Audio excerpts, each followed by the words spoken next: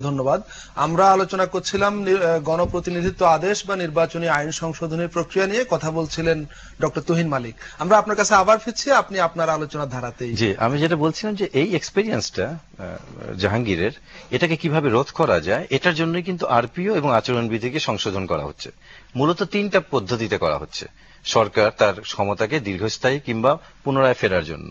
Number 1 হচ্ছে ডিসিদেরকে সরাসরি returning officer নিয়োগ করছে সরকারের নাম্বার 1 প্লট। দ্বিতীয়ত হচ্ছে আরপিও এবং আচরণবিধিটাকে তারা সংশোধন করছে।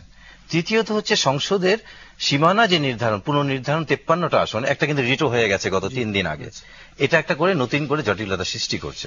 এখন আসেন আরপিওতে, যেটা সাখাওয়াত সাহেব বললেন 91E, যেটা ছিল যে 2জন প্রার্থী যদি থাকে তাহলে সেখানে যদি কোনো ঝামেলা হয় তাহলে পুনরায় নির্বাচনের 2008-এ বিধানটা ছিল।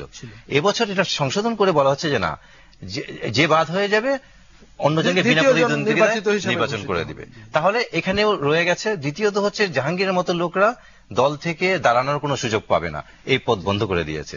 তৃতীয়ত হচ্ছে যে জাহাঙ্গীর কিংবা গোলাম মোল্লা রনির মতো লোকরাও যদি স্বতন্ত্রও দাঁড়াতে চায় সেই পথ বন্ধ আছে। তাহলে মানুষ যাবেটা কোথায়? নির্বাচন কমিশন কি মানুষের ভোটাধিকার নিয়ে কাজ করবে, না রাজনৈতিক দলের অধিকার নিয়ে কাজ করবে? দলের ক্ষমতা সংহত করবে না, দলের অধিকার নিয়ে কাজ করছে, জনগণের ভোটাধিকার নিয়ে কাজ করছে না। আর নির্বাচন কমিশন যখন রাজনৈতিক এজেন্ডা, এগুলো সব পলিটিক্যাল এজেন্ডা, কারণ গমের শীষ তৈরি করেছে এই নির্বাচন কমিশন, জন্মদাতা। এই নির্বাচন কমিশন দিয়ে আপনি তত্ত্বাবধায়ক সরকার করতে চান? তত্ত্বাবধায়ক সরকারের বিকল্প বলা হচ্ছে নির্বাচন কমিশনকে। সেখানে 22 বিধি তারা সংশোধন করে বলছে যে প্রধানমন্ত্রী, মন্ত্রী এরাও নির্বাচনের সুযোগ সুবিধা পাবে। আমরা আপনার কাছে আবার ফিরবো এই আলোচনায়, আপনি আবারও বলবেন।